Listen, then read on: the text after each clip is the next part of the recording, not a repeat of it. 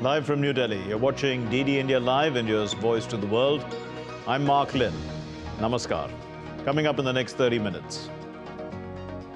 IMF affirms India's strong economic resilience and growth amid global challenges, praises authorities and the central bank for their proactive measures. Drone attack in the Russian capital Moscow thwarted. Airports restrict flights. Russian defense minister says Russia has laid 7,000 kilometers of mines along 2,000 kilometers front line in Ukraine. Israel pounds Gaza while Yemen-backed Houthis group vows more Red Square attacks. UK warns of deteriorating security in the Red Sea. Royal Navy ships also join the task force.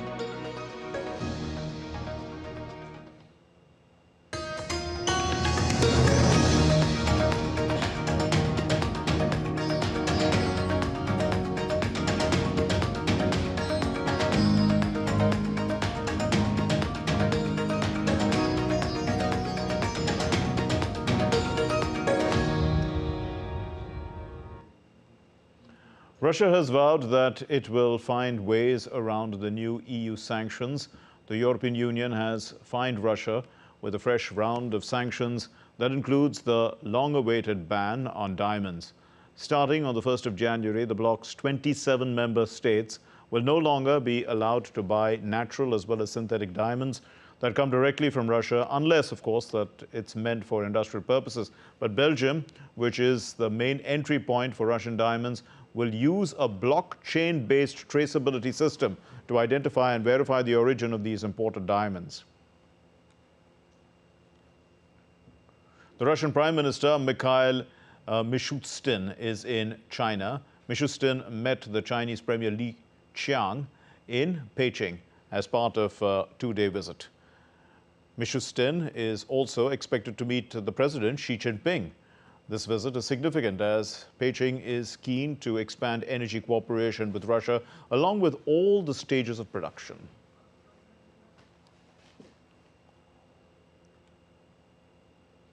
Russia has said that its defense industry reacted to war faster than the West's with increased defense sector production, and they're going to add 1.5 million personnel to the army. At a meeting of the Board of Defense Ministry chaired by the President, Vladimir Putin, Russia's Defense Minister, Sergei Shoigu, said that it had increased tank production by 5.6 times and laid 7,000 kilometers of mines along 2,000 kilometers of front line in Ukraine. The Russian air defenses also downed a hostile drone near the capital city, Moscow, on Tuesday. According to the mayor of Moscow, Sergei Sobyanin, there were no casualties reported.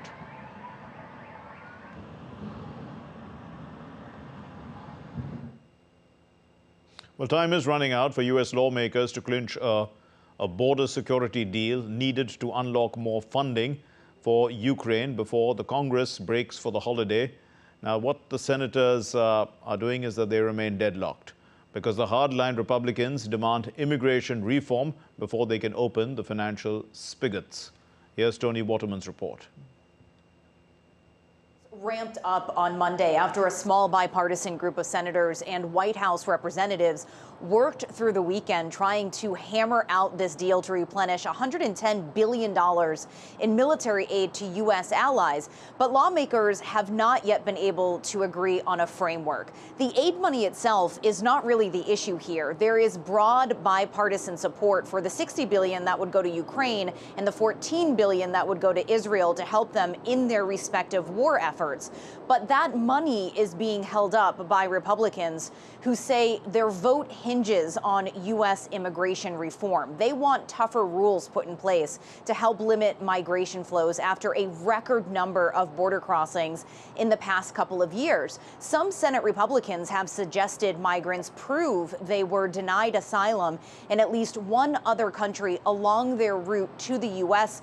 Others want to raise the bar for migrants to prove their lives were in danger in their home countries. These are non-starters for many Democrats, although President Joe Biden has said he's willing to make significant compromises on the border in order to get this deal done. Any agreement, though, would have to pass both chambers of Congress, and the House has already gone home for the holidays, meaning it will take a Christmas miracle to get this deal done before next year. Tony Waterman in Austin, Texas, reporting for DD India. Germany and Georgia have signed a new agreement which makes it easier for Georgians seeking asylum in Germany to be deported. The agreement highlights a commitment to combat illegal migration, with an emphasis on enhanced cooperation to facilitate the readmission and the reintegration of Georgian citizens who violate the visa-free travel regulations. So what's happened is that this decision follows Germany declaring Georgia as a safe country.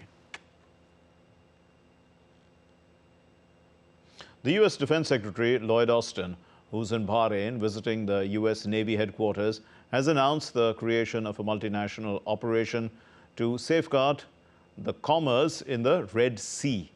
I had said Red Square, sorry about that, it's Red Sea. Now, participating countries include the United Kingdom, Bahrain, Canada, France, Italy, the Netherlands, Norway, Seychelles, and Spain. All countries have the right to move freely and lawfully in international waters. But that foundational global right is under new threat today from the totally unacceptable attacks on merchant vessels by the Houthis in Yemen. So this morning, we've launched Operation Prosperity Guardian. That operation is bringing together more than a dozen countries from around the world to conduct joint patrols in the Red Sea and the Gulf of Aden. U.S. Defense Secretary Lloyd Austin met the King of Bahrain, Hamad bin Isa Al Khalif. This happened during his visit to that country. The meeting, it comes as the Israel-Hamas conflict has spread to the Red Sea, where Yemen's Houthi group has been attacking vessels, and this is with missiles as well as with drones. And we heard earlier Lloyd Austin also announcing the creation of a multinational naval operation to protect commerce in the area.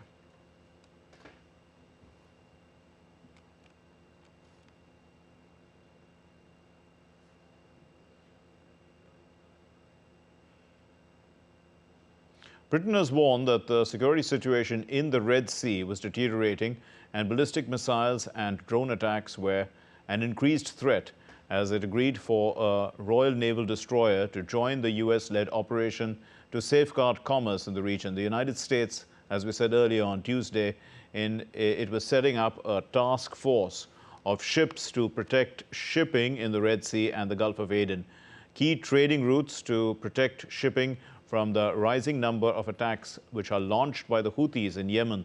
The Houthis have stepped up their attacks, forcing the oil major BP, in fact, as well as freight firms, including Maersk, as well, to avoid this area. Now, Britain's Ministry of Defense said that the HMS Diamond, which shot down a suspected drone in the Red Sea on Saturday, is going to join the US-led international task force as it warned of the rising threat levels. Yemen's Iran-aligned Houthis, they say that they are going to press on with these attacks in the Red Sea, and they could mount a naval operation there roughly in every 12 hours. The South Koreans, the Japanese, and the United States, they have activated a real-time data sharing system for North Korean missile warnings as the three countries seek to bolster their security cooperation, which is aimed against this nuclear-armed North Korea. So South Korea started the joint special... Today's collaborative achievements are expected to usher in a new era of security cooperation among the three countries. The involvement of the United States missile defense is irrelevant. I want to clarify that missile alert information sharing involves a mutual exchange of agreed upon information regarding missiles launched by North Korea. 안정을 보장하기 위해서 South Korea had started a joint special operation exercise with the US on Tuesday amid high tensions in the Korean peninsula. The drills took place at various war school training sites in the country, and they're going to continue for the next 2 weeks. Video showed armed US and South Korean soldiers conducting the drills and also shooting targets in a building. DD India's Andrew Wood also got us more from Hong Kong.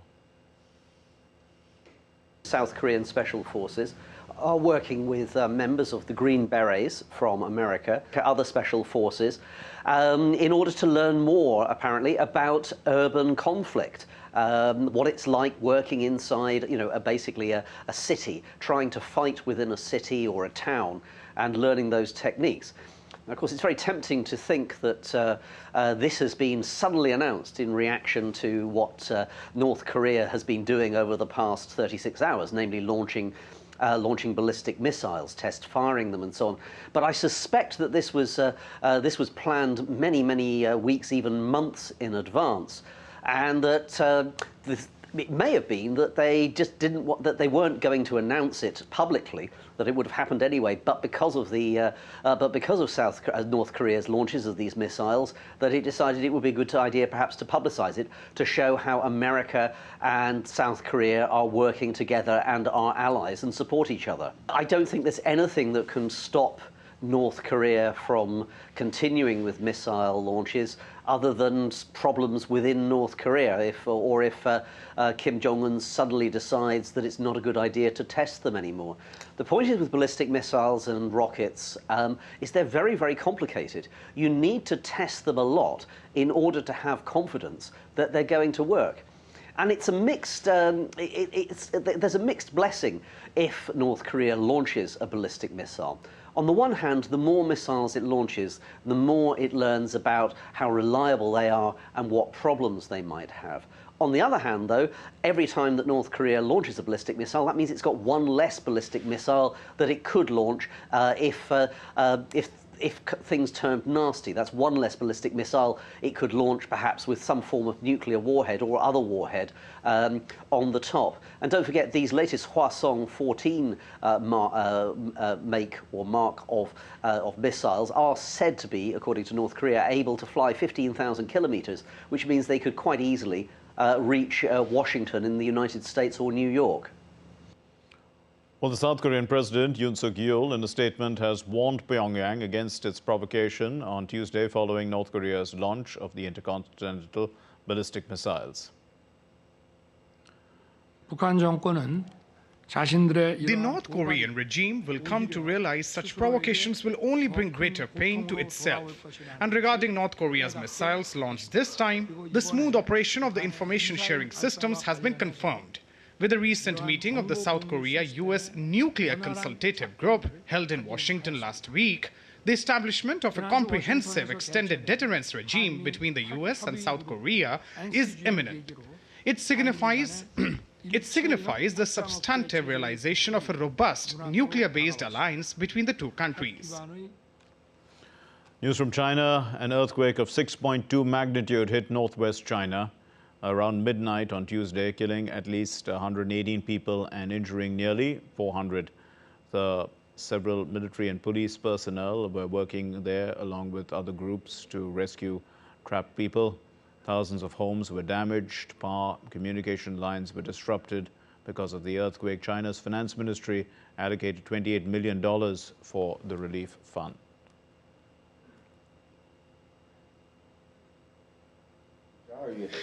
Now a total of 19 medical rescue teams at provincial, prefecture and county levels have arrived in the region to carry out medical treatment operations, consisting of 386 members and 99 ambulances. The provincial infection prevention and control team has arrived in the affected area and is ready to conduct epidemic prevention work. Let's take a look at other stories making the news around the world. Prince William and the Foreign Secretary David Cameron met with Kuwait's new Emir, Sheikh Mishal Al Ahmad Al Sabah, at the Amiri Airport in Kuwait City. They are in Kuwait to pay their condolences on behalf of King Charles following the death of Sheikh Nawaf Al Ahmad Al Sabah, who had visited the UK in 2023. Actor Jonathan Majors was found guilty in a New York jury of, the jury had found him guilty of assault and harassment charges, but he was acquitted of other charges.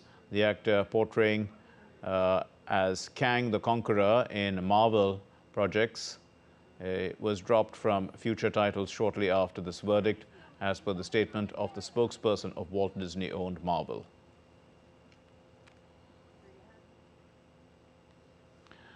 The Texan city of Houston has its own version of a Mexican Santa Claus called the Poncho Claus.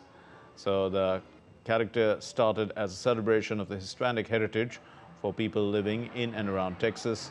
Now, every year, Poncho Claus raises thousands of dollars to buy toys for children in Houston's underserved communities to spread happiness in the festive season.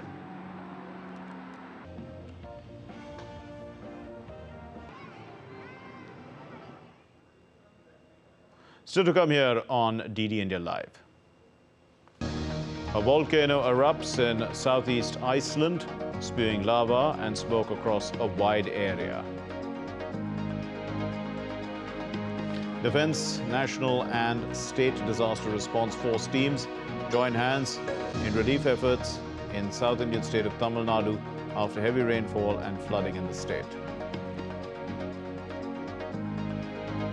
Shanghai Disney Resort will open its first Zootopia themed attraction.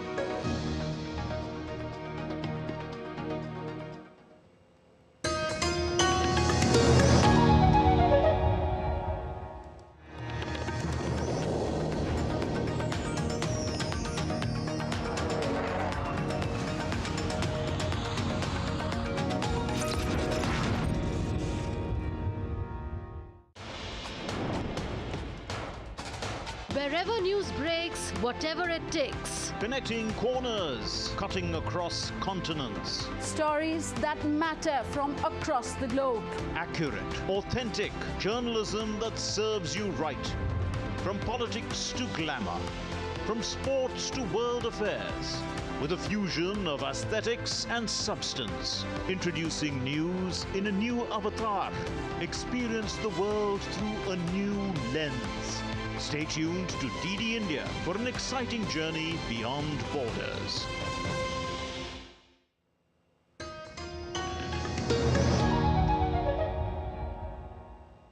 You're watching DD India Live. My name is Mark Lynn.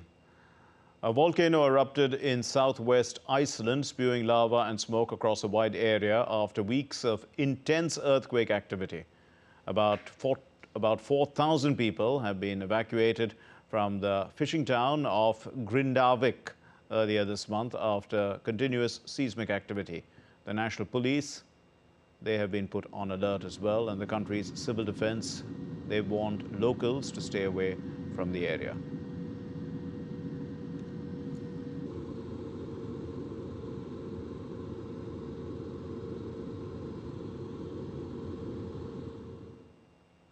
And more climate and geological related news. Well, a huge bushfire continues to burn itself out of control in northwest Australia. The rising heat from these intense bushfires has created massive smoke-infused thunderstorms, and the smoke drifted hundreds of kilometers down south, covering an area of almost the size of Greater London. Residents nearby have been advised to evacuate immediately.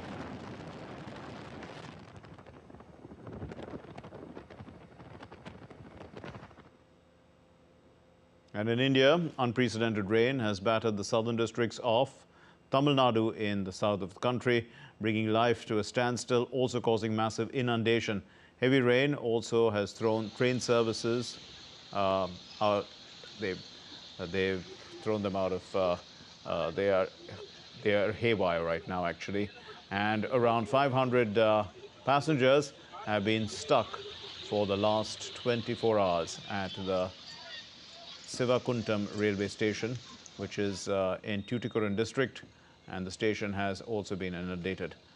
What's happened is that 13 buses too for transportation of the stranded people, they've been put on alert. They are ready for people to use in the Srivaikutam bus depot. The Indian Air Force, the Army and other rescue teams are conducting relief operations. They're distributing food items to the stranded people.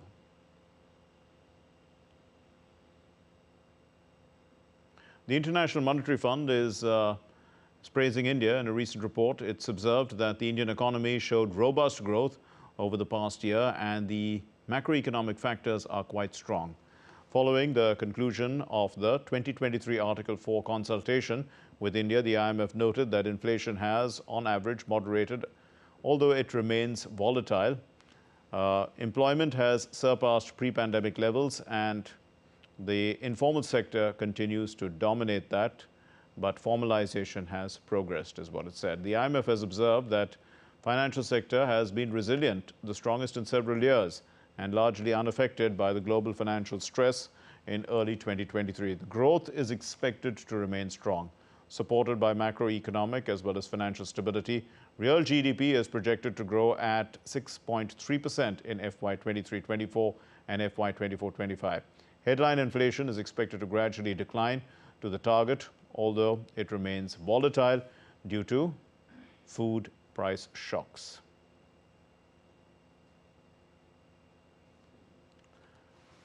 In the ongoing winter session of India's Parliament, legislative work was conducted despite disruptions in both houses. The lower house, which is the Lok Sabha, it passed the National Capital Territory of Delhi Laws Special Provisions Second Amendment Bill 2023 and also the Central Goods and Services Tax Second Amendment Bill 2023. India's Prime Minister Narendra Modi will interact with the finale participants of the Smart India Hackathon today via video conference. The event aims at cracking complex cases and dealing with increased instances of cybersecurity breaches. The hackathon will take place at 48 nodal centers across the country. The Smart India Hackathon is a nationwide initiative to provide students a platform to solve the pressing problems of the ministries and departments of the government, industries as well, and other organizations. This year, the grand finale of the SIH is being held on the 19th from the 19th to the 23rd of December. There are over 12,000 participants, also more than 2,500 mentors taking part in this grand finale.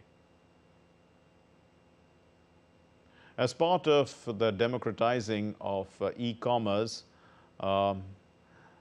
ONDC and Meta, they have announced on Tuesday a partnership to train and also to skill small-scale entrepreneurs from across India and give them a platform. This is to bring their products to the market, to the e-commerce websites, to reach out across the country and also maybe even globally. Dibyendra Mandal reports.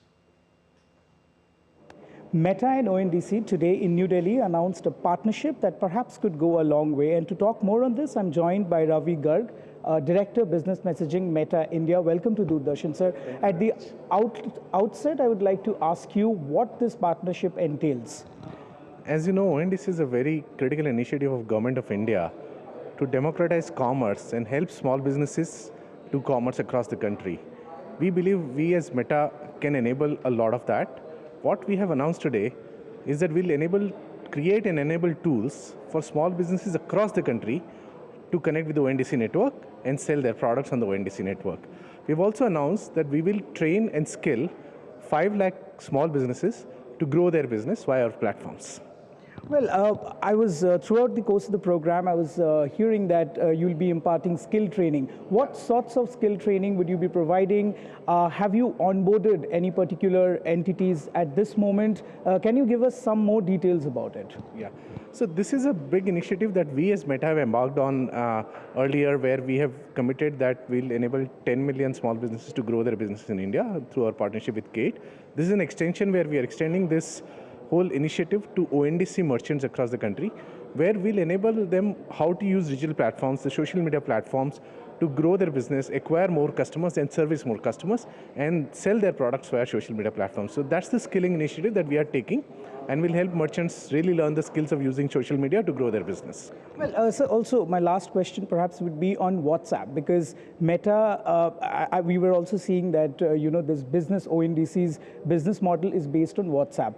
Will it primarily be only based on WhatsApp, or will it go to other platforms? This is a cross-Meta partnership where while we are beginning with WhatsApp, we'll definitely also involve Instagram and Facebook as platforms to see how we can enable small merchants to take advantage of the ONDC network. Well, thank you so much, sir, for giving your time to Doordarshan and talking to us. With camera person Piyush, this is Dibyendu Model for DD India from New Delhi. Across India, a transformative movement is taking place, and it's called the Vixit Bharat Sankalp Yatra. It's the largest ever outreach initiative of the Government of India, and it's bringing the promise of empowerment as well as a brighter future to the doorsteps of every Indian. In a series of yatras or journeys, they've reached Basoli town of Kathua district. This is in the Union Territory of Jammu and Kashmir. A Vixit Bharat Sankalp Yatra van, what does it do? It conveys the message of Prime Minister Narendra Modi to the people directly. The people present at the event took a sankalp or a pledge to work for realizing the dream of the Prime Minister, that of making India a developed country by 2047. During this event, an agriculture drone was also an attraction for the villagers. It was especially introduced, this is for agriculture production. Now, several beneficiaries highlighted their success stories. This is under a scheme, what's called, or under a program called the Meri Kahani, Meri Zubani, or the ability to tell your own story. In Ladakh, the Vixit Bharat Sankalp Yatra concluded today in Kargil town, the constituency of Ladakh Autonomous Hill Development Council in Kargil. The last camp, it was organized at the Council Model High School, Goma, Kargil, in which thousands of people learnt about the flagship schemes of the government, the screening of the recorded messages of Prime Minister Narendra Modi on IEC vans empowered the community by fostering the vision of progress. During the event, participants took the Sankalp or the pledge in line with the vision of the Vixit Bharat campaign. Let's get you some sports news now. In cricket, South Africa have won the toss. They've opted to field first in the second ODI match against India at St. George's Park in Kuberna. What's happened is that South Africa have made two changes in the playing 11.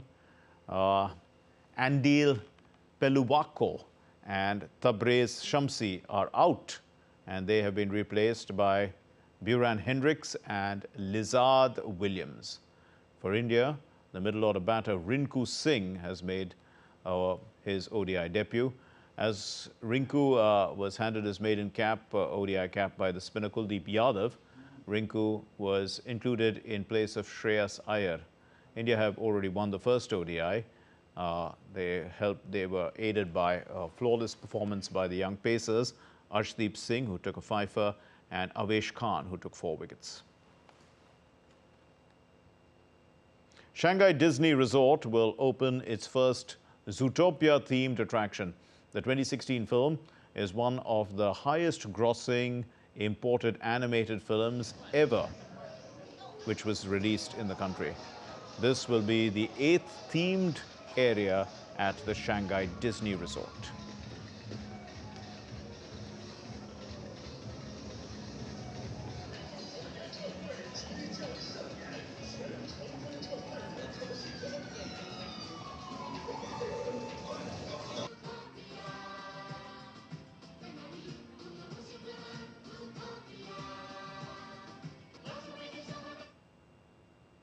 Well, that's all we have in this edition of DD India Live. Let's know your thoughts on the news of the day.